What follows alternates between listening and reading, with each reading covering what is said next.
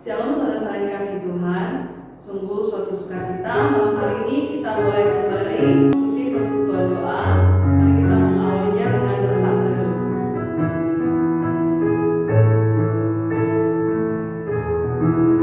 Amin. Mari kita naikkan pujian yang pertama, sungguh indah nama Yesus.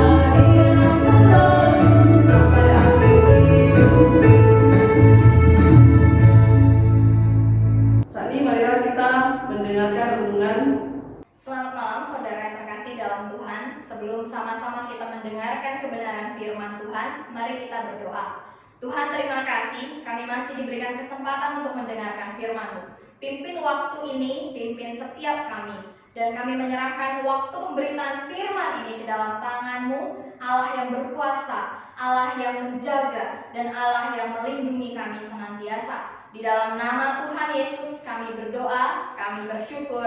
Amin.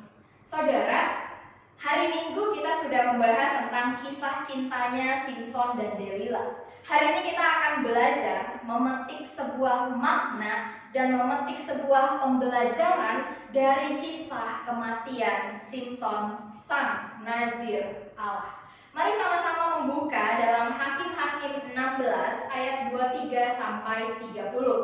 Hakim-Hakim pasal 16 ayat 23 sampai 30 saya akan membacakan untuk kita semua. Saudara boleh mendengarkan dengan baik.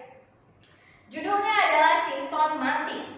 Sesudah itu berkumpullah raja-raja kota orang Filistin untuk mengadakan perayaan korban sembelihan yang besar kepada Dagon Allah mereka, dan untuk bersukaria, kata mereka, telah diserahkan oleh Allah kita ke dalam tangan kita Simson musuh kita. Dan ketika orang banyak melihat Simson, mereka memuji Allah mereka sambil berseru, telah diserahkan oleh Allah kita ke dalam tangan kita musuh kita, perusak tanah kita, dan yang membunuh banyak teman kita.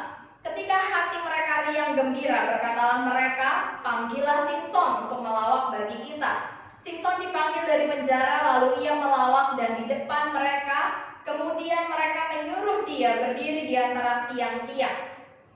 Berkatalah Simson kepada anak yang menuntun dia, lepaskan aku dan biarkanlah aku meraba-raba tiang-tiang penyangga rumah ini, supaya aku dapat bersandar kepadanya. Adapun gedung itu penuh dengan laki-laki dan perempuan, segala raja kota orang Filistin ada di sana, dan di atas sotoh ada kira-kira 3.000 orang laki-laki dan perempuan yang menonton lawak Simson. Berserulah Simson kepada Tuhan, katanya, ya Tuhan Allah, ingatlah kiranya kepadaku, dan buatlah aku kuat sekali ini saja ya Allah, supaya dengan satu pembalasan juga kubalaskan kedua mataku itu kepada orang Filistin. Kemudian Simson merangkul kedua tiang yang paling tengah penyangga rumah itu, lalu bertopang kepada tiang yang satu dengan tangan kanannya dan kepada tiang yang lain dengan tangan kirinya.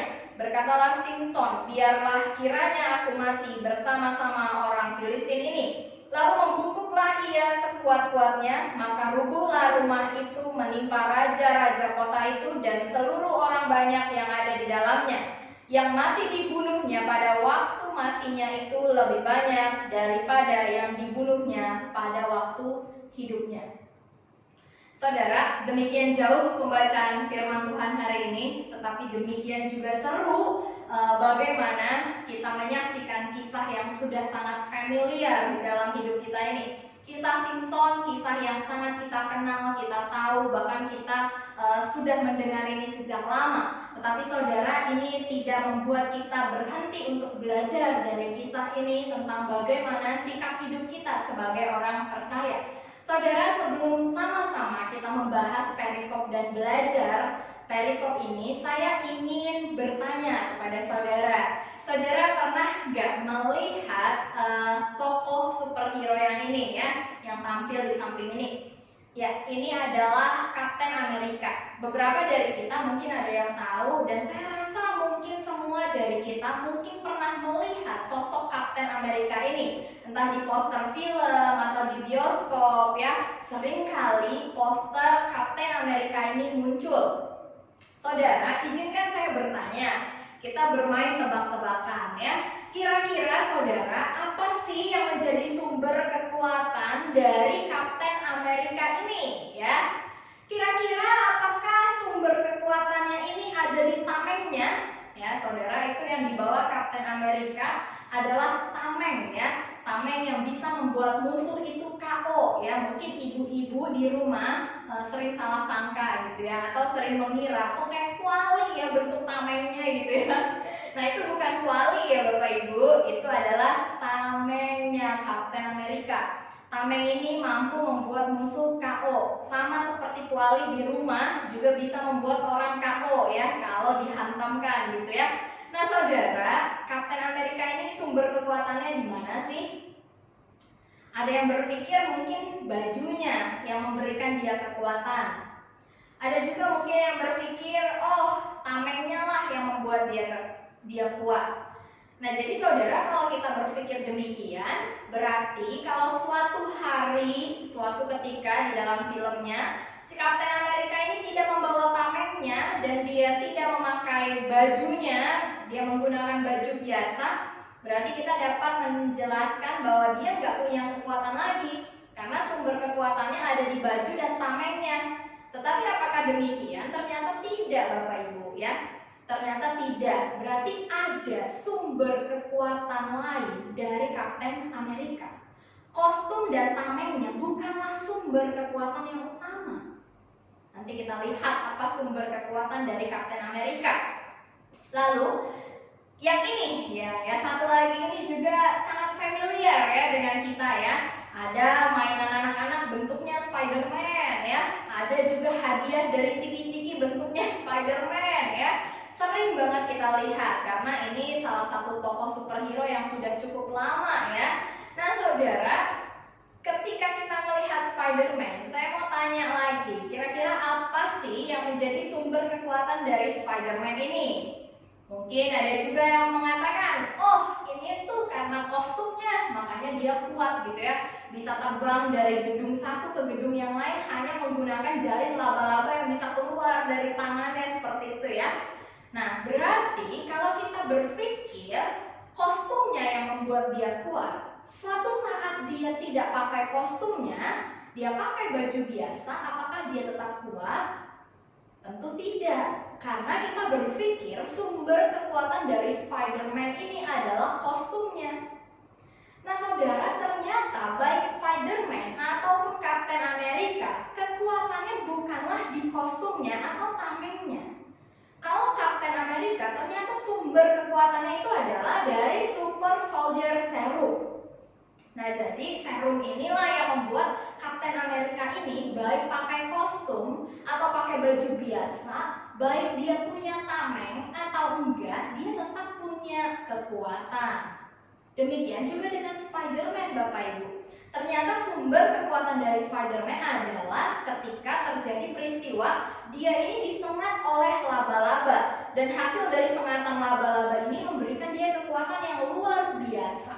Jadi mau Spider-Man ini pakai kostum atau enggak, dia tetap kuat, dia tetap super.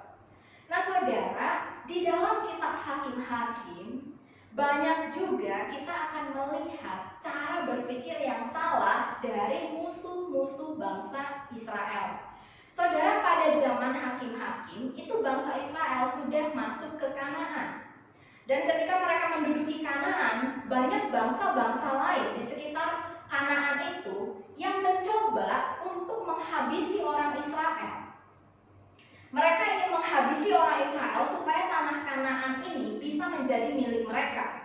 Sebelumnya, mereka kenapa tidak mau maju berperang dengan orang Kanaan?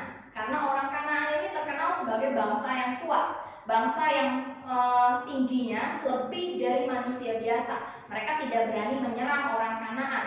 Tetapi ketika Israel, orang biasa ini, para budak yang keluar dari Mesir ini, menduduki tanah Kanaan, orang bangsa-bangsa di sekitarnya ini mulai berpikir untuk menyerang dan mengajak Israel ini berperang. Supaya apa?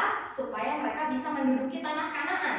Karena di dalam pemikiran mereka, secara tampilan luar, orang Israel ini tidak ada apa-apanya dibandingkan dengan mereka.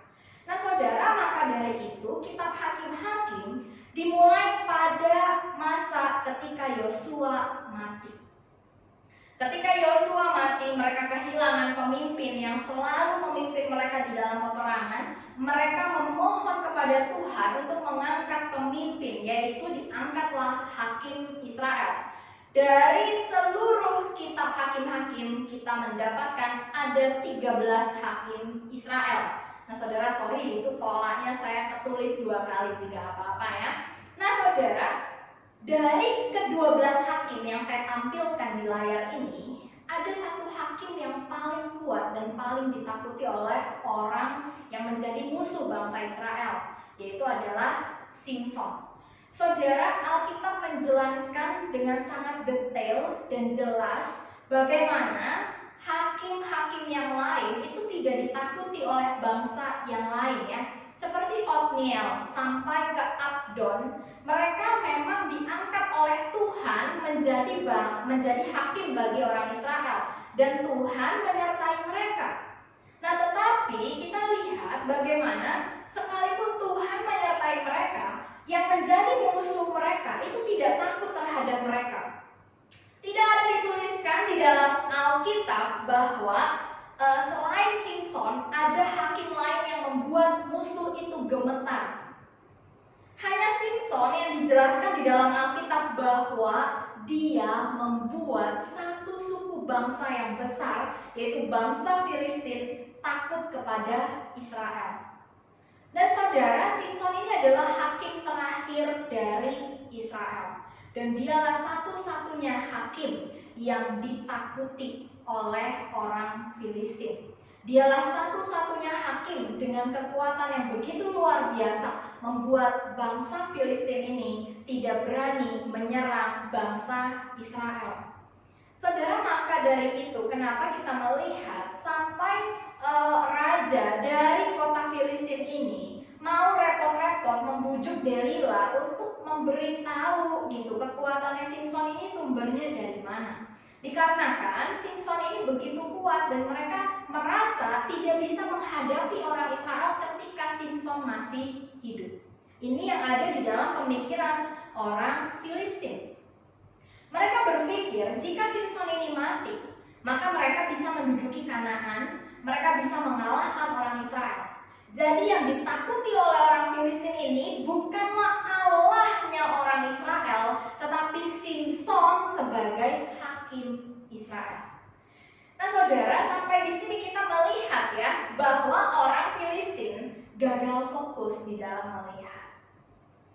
Mereka tidak berpikir dari zaman Otniel sampai hakim yang ke-12, tidak ada yang berhasil menguasai Israel. Itu bukan karena kesaktian para hakim, bukan karena kekuatan para hakimnya, bukan karena kecerdikan para hakimnya, tetapi karena Tuhan yang ada di dalam bangsa itu. Mereka hanya melihat Simson sebagai halangan bagi mereka untuk menguasai Israel. Dan untuk menjatuhkan Israel, mereka hanya perlu membunuh Simson. Gagal fokus. Saudara, di sini kita sumber dari segala sesuatu adalah hal yang penting bagi orang percaya. Ketika musuh dari Israel hanya melihat Simson sebagai penghalang bagi mereka, maka mereka akan berpikir jika Simson mati, saya bisa menduduki Israel. Saya bisa merebut tanah Kanaan dari bangsa Israel. Mereka tidak melihat Allah yang memimpin bangsa Israel. Nah saudara, maka hari ini kita akan melihat bagaimana kita orang percaya itu sebetulnya yang paling penting adalah kita melihat sumber dari kekuatan yang kita miliki, sumber dari segala hal yang ada di dalam dunia ini, supaya kita bisa mengatur sikap kita, supaya kita bisa hidup dengan rasa takut akan Tuhan, karena Dialah sumber dari segalanya. Nah saudara, hal pertama yang saya ingin kita sama-sama pelajari dari kisah ini adalah mengenal sumber kekuatan yang sesungguhnya. Saudara yang terkasih, di dalam ayat yang pertama, di dalam Hakim-Hakim pasal 16 ayat 23, dijelaskan bahwa raja-raja kota orang Filistin ini mengadakan satu pesta yang besar karena mereka berpikir mereka berhasil menundukkan Simson. Mereka berhasil membuat Simson tidak berdaya sehingga mereka akan lebih mudah untuk menyerang Israel. Mereka bisa menduduki Israel. Nah, dan ketika mereka bersukaria ini, mereka mengadakan satu perayaan ini yang sangat besar. Perayaan ini adalah ucapan syukur kepada Allah mereka, Baalnya mereka. Namanya adalah Dagon. Nah saudara, bagi bangsa Filistin, sumber kekuatan mereka sampai mereka bisa berhasil menundukkan Simson itu karena Dagon, itu karena berhala mereka, itu karena Baal yang mereka sembah. Maka mereka bisa berhasil menundukkan Simson, pahlawan Israel ini. Ternyata Bapak Ibu, kita lihat ketika mereka berpikir karena Dagon mereka bisa mengalahkan Israel, Tuhan mematahkan semua itu nanti di akhir kisah kematian Simson. Saudara, mereka begitu memuji Allah mereka, mereka begitu memuji Baal mereka, karena Baal mereka inilah mereka bisa mengalahkan orang Israel. Tetapi apakah betul orang Israel ini sudah kalah ketika Simson ini kalah? Nah saudara, maka penting bagi kita di dalam kisah ini untuk mengenal sumber kekuatan yang sesungguhnya. Saudara, mari mengingat dalam Hakim-Hakim pasal 16 ayat 17. Ketika Delila terus-menerus membujuk Simson untuk memberitahu apakah yang menjadi sumber kekuatannya, Simson sama sekali tidak menyebutkan bahwa sumber kekuatannya berasal dari Allah Israel. Tetapi dia menyebutkan kepada Delila yang terakhir dan yang sejujur-jujurnya dari kedalaman hatinya, dia mengatakan bahwa sumber kekuatannya adalah dari rambutnya yang tidak pernah kena pisau cukur.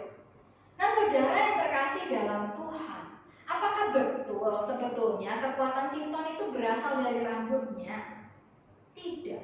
Kekuatan Simson berasal dari Allah, bukan dari rambutnya. Lalu saudara, kita juga melihat bahwa di dalam Hakim-Hakim pasal 16 ayat 20 tertulis demikian, tetapi tidaklah diketahuinya bahwa Allah telah meninggalkan dia.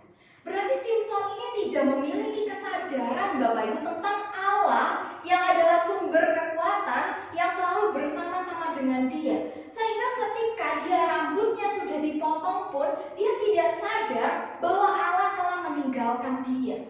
Nah Bapak Ibu yang terkasih dalam Tuhan, di sini kita dapat menyimpulkan, mengambil satu pemikiran bahwa sebetulnya Simson, nazir Allah ini, sesungguhnya dia tidak mengenal sumber kekuatannya sendiri.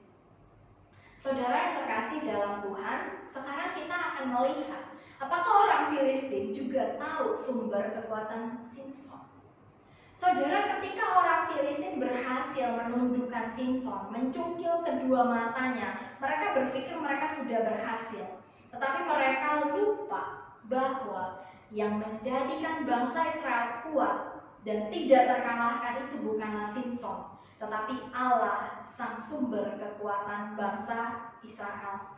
Saudara, ketika kita membaca Hakim-Hakim 16 ayat 23 dan juga Hakim-Hakim 16 ayat 24, kita melihat bagaimana orang Filistin menyangka bahwa mereka telah berhasil melenyapkan satu-satunya sumber kekuatan bangsa Israel. Hal ini menunjukkan kepada kita bahwa musuh mereka pun tidak mengenal sumber kekuatan bangsa Israel. Saudara, saya mau tanya, apakah kita selama kita hidup sebagai orang percaya, kita sudah mengenal sumber kekuatan kita? Saudara yang terkasih dalam Tuhan, banyak orang percaya merasa kuat, merasa dirinya hebat. Itu bukan karena Tuhan yang menjadi sumber kekuatannya. Banyak orang merasa, oh hari ini keadaan saya baik, keadaan saya stabil, keadaan saya oke, itu semua adalah karena usaha saya, karena kekuatan saya, karena bisnis saya yang berjalan lancar, karena saham sedang naik tinggi, maka saya aman, saya stabil, hidup saya tentram, hidup saya oke. Saya kuat secara ekonomi, saya kuat secara fisik, maka sayalah yang menjadi sumber kekuatan di dalam hidup saya. Usaha sayalah yang menjadikan saya sukses dan berhasil. Usaha sayalah yang membuat saya menjadi menang. Bahkan karena kekuatan sayalah saya bisa bertahan di tengah pencobaan dan ujian yang terjadi dalam hidup ini. Bapak Ibu, banyak orang percaya kepada Tuhan tetapi tidak menjadikan Tuhan atau tidak mengenal bahwa sumber segala sesuatu yang bisa kita miliki hari ini asalnya adalah dari Tuhan. Saudara, sumber kekuatan orang percaya bertahan di dalam hidup ini adalah Tuhan. Bukan karena dia kuat secara ekonomi, bukan karena dia kuat secara jasmani, tetapi karena Tuhan. Di balik kekuatan orang percaya, pasti ada Tuhan yang menguatkan mereka. Jangan pernah lupakan ini Bapak Ibu. Hari ini masih bisa berdiri dengan kuat karena Tuhan menopang. Lalu saudara, mari kita belajar hal yang kedua. Hal yang kedua yang akan kita pelajari adalah berseru kepada sumber kekuatan yang sesungguhnya. Saudara, Simson, jika kita perhatikan, dia hanya 2 kali berseru kepada Tuhan. Dalam Hakim-Hakim pasal 16 ayat 15, dalam Hakim-Hakim pasal 15 ayat 18 dan Hakim-Hakim pasal 16 ayat 28, Simson hanya berseru kepada Tuhan sebanyak 2 kali. Tetapi sebanyak 2 kali ini juga kita melihat bagaimana Allah menjawab seruan dari Simson. Padahal jika kita lihat Bapak Ibu, Simson ini hidupnya tidak benar di hadapan Allah. Dia melanggar hukum Allah. Kalau dia nazir harusnya dia tidak boleh pegang bangkai, tapi dia pegang bangkai singa. Dia ambil madu yang ada di dalam bangkai itu dan dia berikan kepada orang tuanya. Ini hal yang najis, nggak boleh dilakukan oleh seorang nazir. Dia juga menikahi perempuan bukan satu bangsanya, perempuan penyembah berhala. Dia juga tidur dengan perempuan sundal. Ini melanggar hukum sebagai nazir. Ya, dia menikahi perempuan sundal dan juga menikahi seorang perempuan Filistin. Ini adalah hal yang tidak boleh dia lakukan sebetulnya. Tetapi kita melihat, meskipun dia hidup tidak benar, tapi kok Allah tetap menjawab seruannya Bapak Ibu. Nah, dari antara kita mungkin ada yang pernah bertanya demikian. Jika saya berdosa, apakah Tuhan tetap mendengar seruan saya? Saya akan menjawab, Tuhan tetap mendengar seruan kita. Saudara, kenapa Tuhan tetap mendengar seruan kita? Mari kita melihat dari sepanjang perjalanan Alkitab. Bangsa Israel jatuh bangun di dalam dosa, bahkan dosa penyembahan berhala. Tetapi ketika mereka berseru, Tuhan mendengar seruan mereka. Saudara, kalau kita baca Hakim-Hakim pasal 1, 2, dan 3, kita akan melihat bagaimana Israel itu digambarkan mereka jatuh ke dalam penyembahan berhala. Tetapi ketika ada musuh menindas mereka dan mereka berseru kepada Tuhan, Tuhan mengirim seorang hakim untuk menyelamatkan mereka. Sekalipun mereka jatuh ke dalam dosa, Tuhan tetap mendengar seruan mereka. Termasuk kita. Kita manusia berdosa, yes, kita manusia berdosa. Tetapi apakah Tuhan tetap mendengar seruan kita? Tuhan tetap mendengar seruan kita. Lalu Bapak Ibu, melalui statement ini ada juga ternyata orang yang jadi berpikir demikian. Saya buat dosa pun Tuhan tetap dengar seruan saya kok, berarti nggak apa-apa lah saya buat dosa terus. Saudara, pikiran seperti ini bukanlah pikiran anak Tuhan. Ketika kita jadi anak Tuhan, kita tidak akan memanfaatkan kebaikan Tuhan untuk mentoleransi dosa-dosa yang kita lakukan. Ketika kita menjadi anak Tuhan, kita tahu sekalipun kita berdosa, Tuhan tetap mendengar seruan kita karena kita adalah anaknya dan Dia adalah Bapa kita. Tetapi bukan berarti hal ini bisa membuat kita mempermainkan Tuhan dengan sengaja membuat dosa yang kita sudah tahu dosa ini mendukakan hati Tuhan, tapi karena kita dengan jahatnya berpikir kalau saya buat dosa pun Tuhan akan tetap mendengar seruan saya. Saudara ingat, anak Tuhan tidak akan berpikir demikian. Jika kita berpikir kita dapat mempermainkan Tuhan karena Tuhan itu maha baik, bisa jadi kita bukanlah orang Kristen yang sesungguhnya.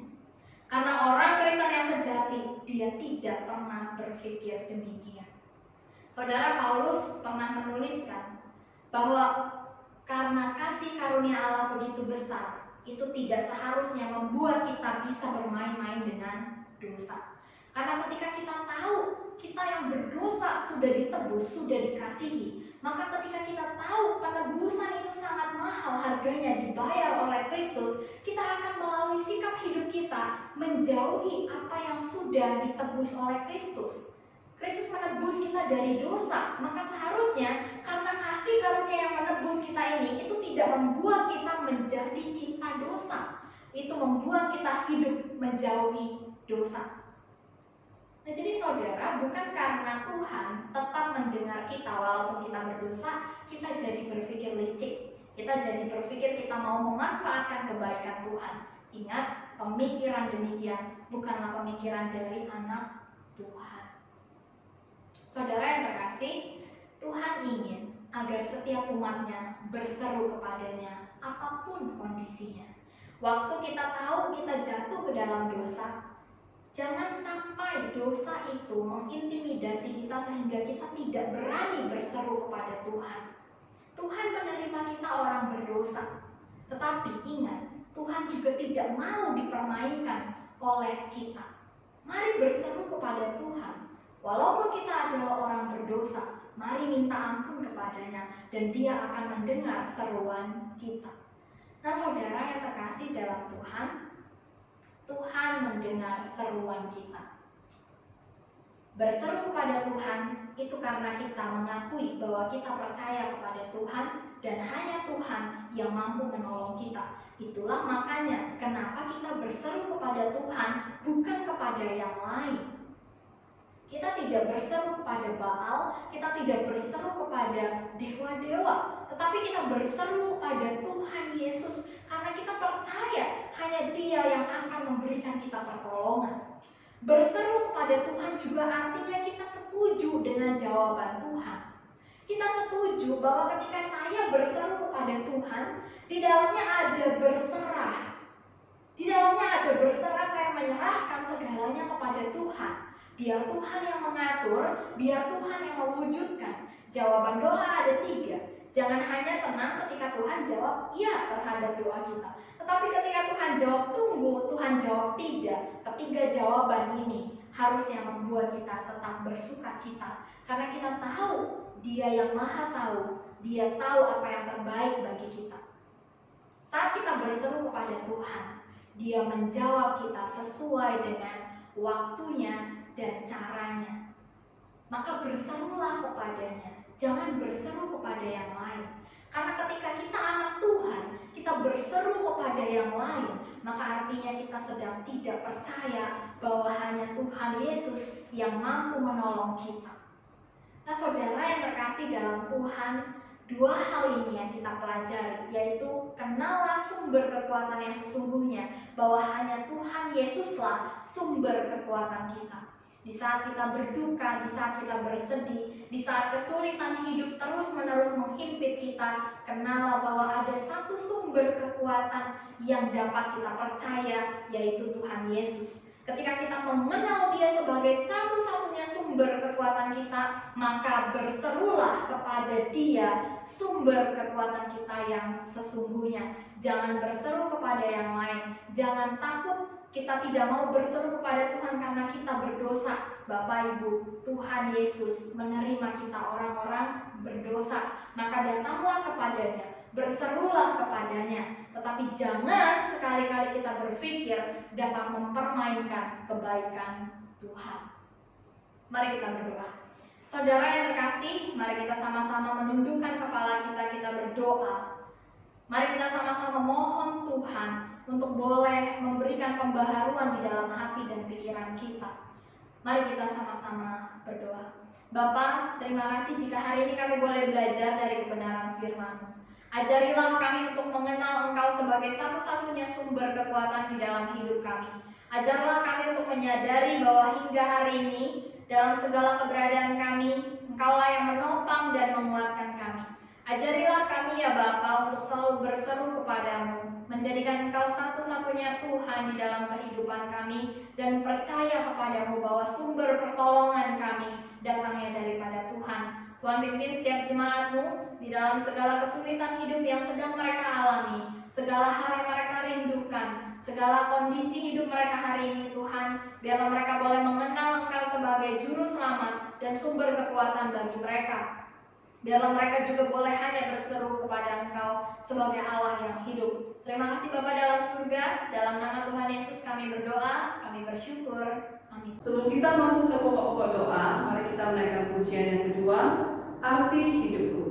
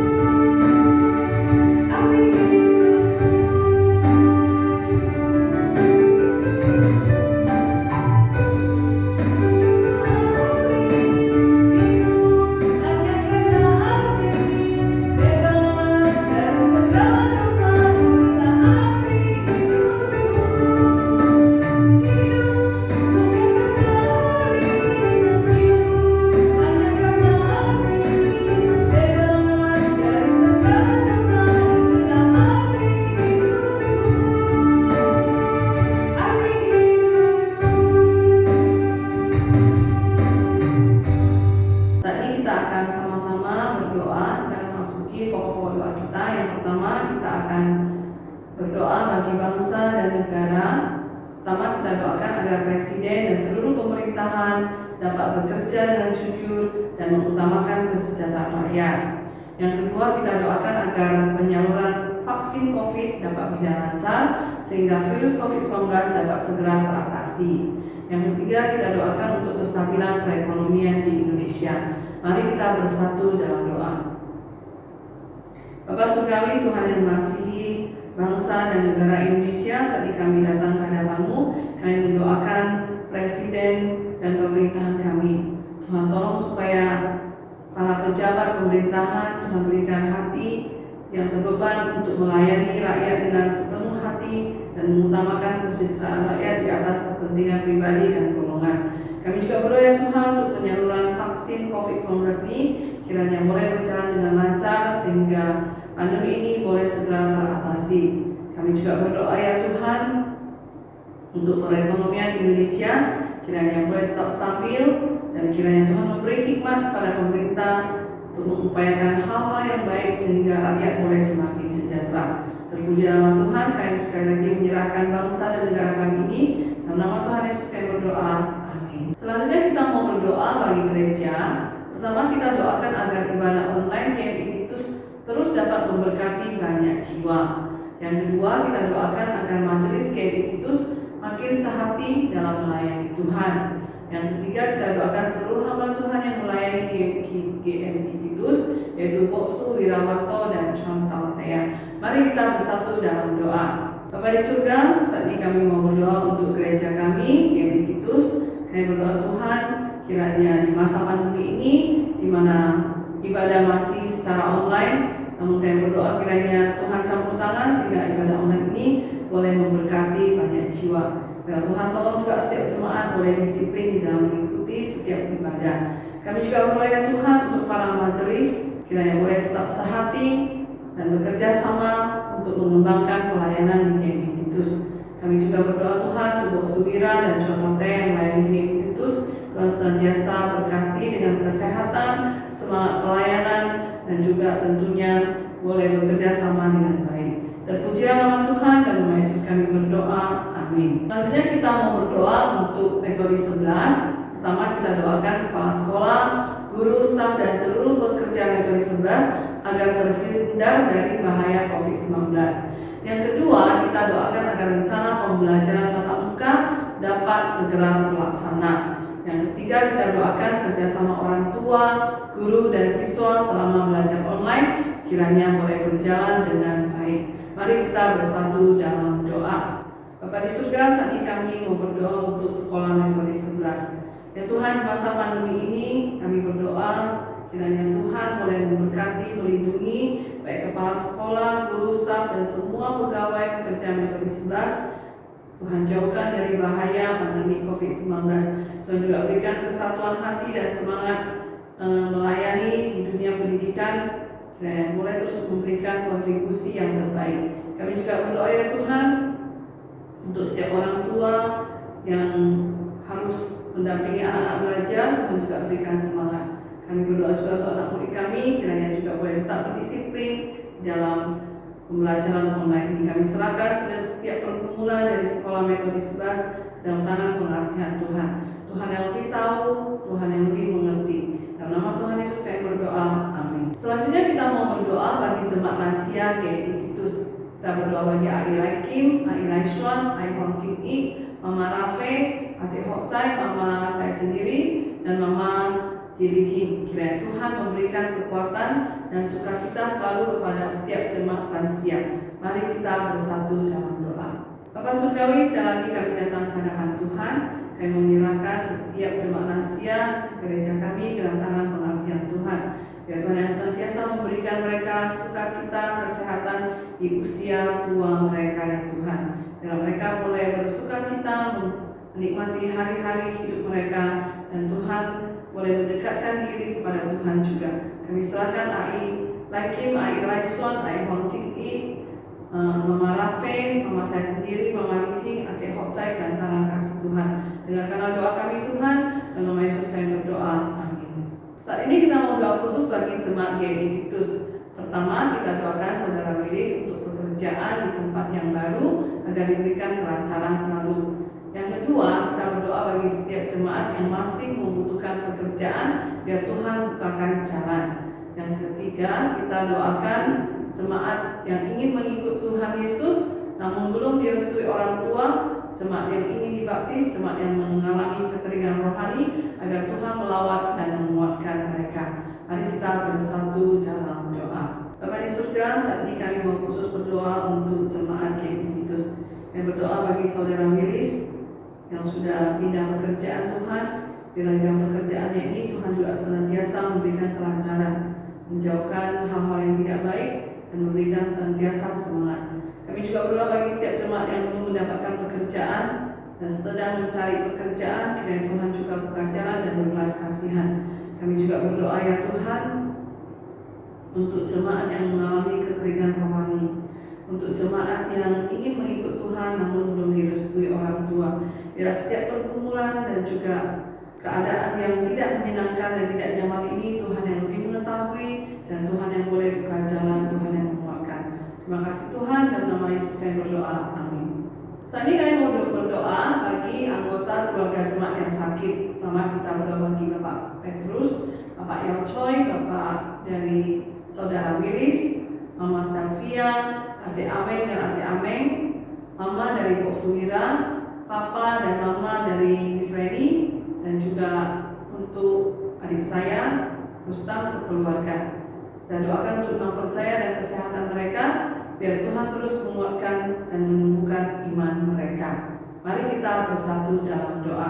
Bapa di surga, saat ini kami mau berdoa untuk Bapak Petrus, untuk Bapak Yao Choi, Papa Wilis, Mama Selvia, Aceh Ameng dan Aceh Ameng, untuk Mama Bok Suwira, Papa dan Mama dari Miss Reni, dan juga untuk keluarga Rustam, adik saya sendiri. Tuhan, bila Engkau mulai berbelas kasihan, memberikan mereka kesempatan untuk mendengarkan kebenaran Injil dan melembutkan hati mereka sehingga mereka boleh menerima Tuhan Yesus sebagai juru selamat pribadi. Bagi mereka yang sakit, Tuhan campur tangan, Tuhan berbelas kasihan, memberikan kesembuhan. Kami berdoa dalam satu nama Tuhan Yesus Kristus juru selamat kami yang hidup. Amin. Saat ini kita mau berdoa bagi anggota keluarga jemaat yang sakit.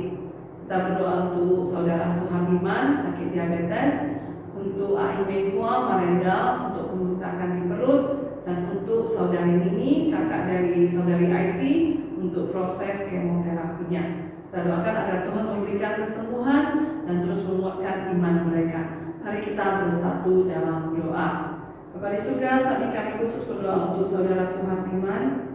Belakangan ini dia mengalami sakit diabetes. Tuhan berikan kesembuhan. Kami juga berdoa khusus untuk AI Marenda, untuk penyakit pembengkakan di perutnya. Tuhan terus memberikan kesembuhan dan biar Tuhan berkati obat-obatan yang dikonsumsi. Kami juga khusus berdoa untuk saudari Nini, kakak dari saudari IT, yang juga sedang menjalani proses kemoterapi. Tuhan dengarkan doa kami, dan Tuhan yang boleh menjawab sesuai dengan kehendak dan kebaikan Tuhan. Dalam nama Tuhan Yesus kami berdoa, amin. Saat ini kita akan menutup persekutuan doa dengan mengucapkan doa Bapa kami dalam bahasa Mandarin.